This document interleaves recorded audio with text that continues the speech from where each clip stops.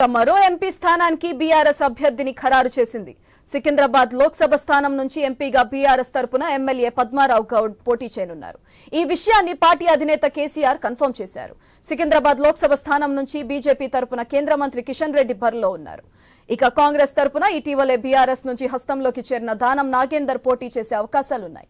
గత లోక్సభ ఎన్నికల్లో ఇక్కడి నుంచి మాజీ మంత్రి తలసాని శ్రీనివాస్ కుమారుడు తలసాని సాయి కిరణ్ యాదవ్ పోటీ చేసి ఓడిపోయారు.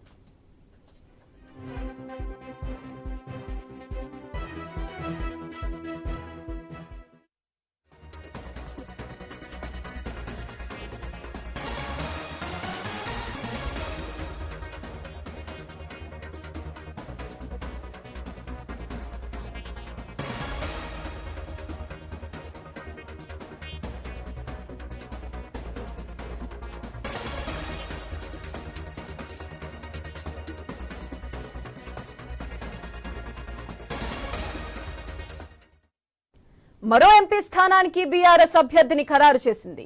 సికింద్రాబాద్ లోక్సభ స్థానం నుంచి ఎంపీగా బీఆర్ఎస్ తరపున ఎమ్మెల్యే పద్మారావు గౌడ్ పోటీ చేయనున్నారు.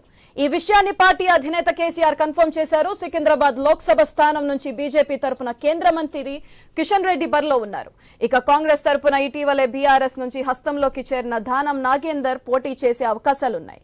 గత లోక్సభ ఎన్నికల్లో ఇక్కడి నుంచి మాజీ మంత్రి తలసాని శ్రీనివాస్ కుమారుడు తలసాని సాయి కిరణ్ యాదవ్ పోటీ చేసి ఓడిపోయారు. ఇక దీనిపై మరింత సమాచారం మా బ్యూరో చీఫ్ రాజు అందిస్తారు. రాజు, చెప్పండి.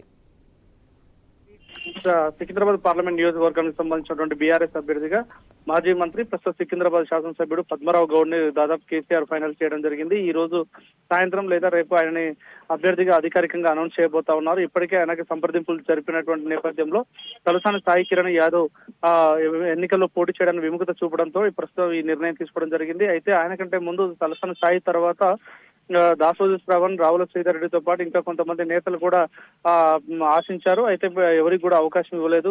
పద్మారావు గౌడ్ మాత్రమే రంగంలో దిగితేనే కొన్ని ఓట్లు వచ్చే అవకాశం ఉంది. ప్రస్తుతం ఉన్నటువంటి పరిస్థితిలో కిషన్ రెడ్డి ఎదుర్కోవాలంటే సిట్టింగ్ ఎమ్మెల్యే మాజీ మంత్రిగా హైదరాబాద్ లో పనిచేశారు కాబట్టి అదేవిధంగా సికింద్రాబాద్ పార్లమెంటు పరిధిలో కూడా ఆయనకు మంచి సత్సంబంధాలు ఉన్నటువంటి విషయం. మరోవైపు గౌడ కమ్యూనిటీకి సంబంధించినటువంటి ఓటింగ్ కూడా బలంగా ఉన్నటువంటి కాన్స్టిట్యున్సీగా సికింద్రాబాద్ ఉంటుంది. బీసీ సామాజిక వర్గ ఓటింగ్ కూడా బలంగా ఉంటుంది.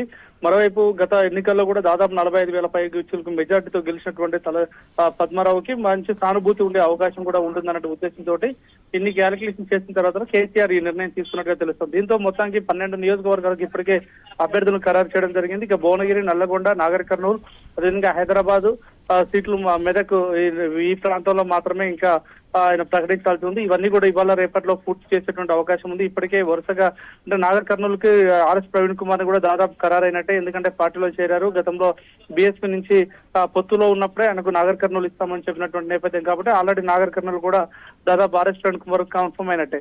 ఇక మిగతా 4 నియోజకవర్గాలు మాత్రమే పెండింగ్ ఉన్నాయి. అక్కడ కూడా చర్చలు పూర్తయిన తర్వాత సానుకూలత వచ్చిన తర్వాత ఏ అభ్యర్థి అయితే బాగుంటుందని అన్ని జిల్లాలకు సంబంధించినటువంటి నియోజకవర్గాల నాయకుల యొక్క అభిప్రాయాలు తీసుకున్న తర్వాత పూర్తి స్థాయిగా అన్ని అభ్యర్థులను ప్రకటించే అవకాశం ఉంది. Right, thank you.